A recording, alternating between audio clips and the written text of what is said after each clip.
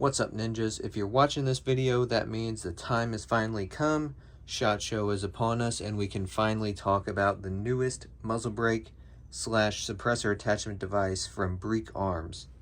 So Breek Arms actually sent this out a while back, and they said not to do any videos on it, wait until we did a release for SHOT Show. So I've kind of teased it a little bit, but I didn't really tell you guys exactly what it was. So if you're watching this video, that means we can finally talk about the newest Tri-lug muzzle brake from Breek Arms. So this is going to be very similar to their Breek-LOK V1, where it has the dual lugs, but this one actually has 3. So this is a true Tri-lug for your rifle. And then we also have the taper, which the mount will seat down on. Hopefully eliminating carbon lock. In theory, it should stop any carbon from getting past that taper. And I gotta tell you, you can see from the muzzle brake, there's not a lot of carbon anywhere around that taper. It's all focused on the actual ports, and none of it really gets on the taper. So it's doing its job. I've had a chance to shoot this quite a bit, and I gotta tell you, it's a great system. So if I didn't already have so much money invested in the cherry bombs, this would probably be my go-to.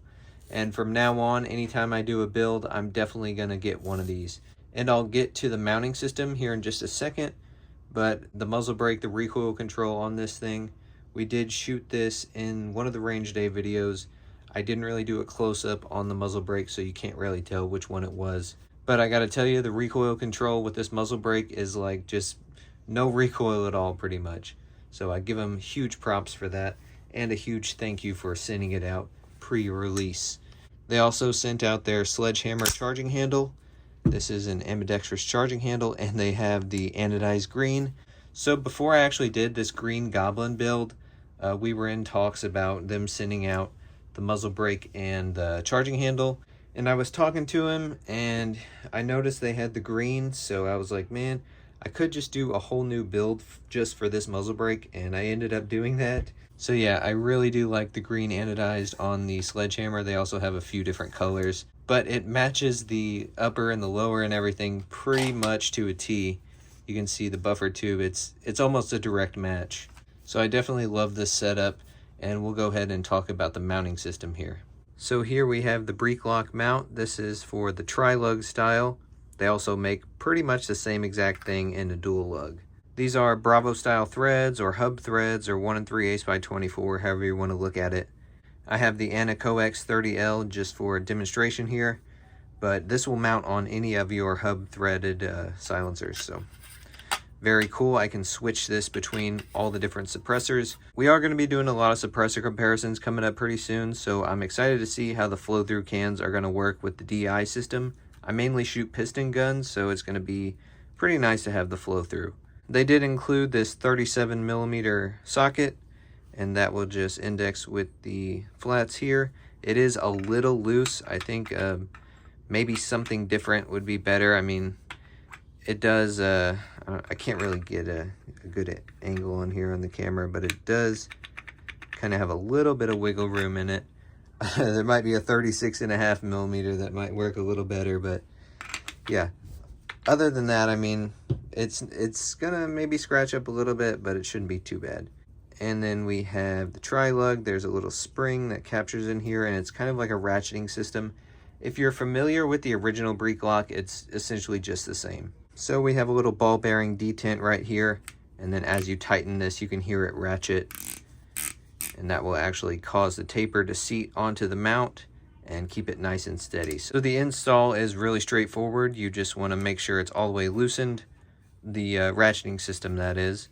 Make sure your arrow is lined up with your top lug here. Give it a push and then turn, and then it'll be kind of locked in, but to fully secure it, you just want to tighten that ratchet down till it's pretty much hand tight, and it'll be good. So it's not going anywhere, and then when you're ready to take it off, you just loosen it, pull it off, and then you can throw it on another one of your guns, switch the mount to a different suppressor. Super easy to go on and off, and it locks up very solid. And I know this anechoic suppressor is super huge, but I mean, it's only 11 ounces. It's way lighter than any of the other ones that I have, so it's not bad super balanced even on a 16-inch rifle like this. So with this being a direct impingement rifle, you are going to have quite a bit of gas blowback, and I'm hoping the adjustable gas block from Breek Arms and the flow-through suppressor will help minimize gas as much as possible. But if that is not enough, we do have one more secret trick up our sleeve. The Sledgehammer charging handle actually has quite a few ways to help mitigate excess gas blowback. So here we have just a little product card. So there's a higher raised shelf and keyway cutout to block gas. We have baffling inside the actual stem of the charging handle to slow the gas expansion. And we'll get a close-up on this, but there's a back pressure port and cutaways to redirect gas. So if you guys shoot suppressed a lot, especially on a DI gun, you know they blow gas all over the place, out the charging handle, out the ejection port, and stuff like that. So with all of the other factors in mind, this charging handle will kind of be our last line of defense against the dirty gas blowback. I'm going to go ahead and show you guys a couple of close-ups here. You can see here we have these cutouts and then the port right there. So theoretically, gas should blow out that port instead of blowing out all of the sides here. I know you guys can't really see it in there, but there is some baffling in there to also help slow the gas expansion. So that's going to just about do it for this video, guys. Just a short little product demonstration slash announcement, because these are a brand new product for 2025. Definitely be on the lookout for some more SHOT Show content. I'm going to do an interview with the Breek Arms guys at the booth. We'll probably get a little bit more technical data as we talk to them at the booth. But yeah, let me know what you guys think about this. Do you think the Tri-lug for the rifle is the way to go? I personally love it, and like I said, if I didn't already have 10 cherry bombs, so much money invested in those, I would definitely swap them all out for these. But all my future builds, I'm thinking about definitely getting these Tri-lugs because it's super nice and convenient. The cherry bomb, you have to screw it on like 10 turns, so this is definitely a nice upgrade. Be on the lookout for more videos shooting this.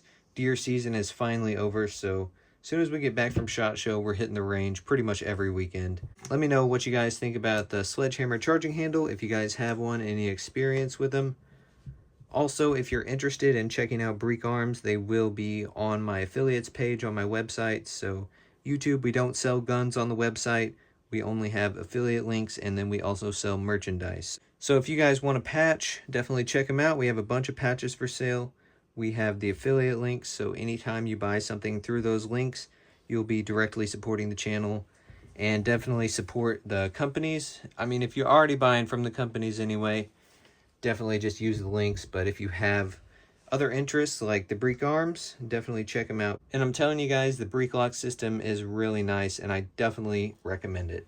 So with that being said, make sure you guys like, comment, subscribe. Stay tuned for future videos on the Breek-LOK and the different suppressor tests.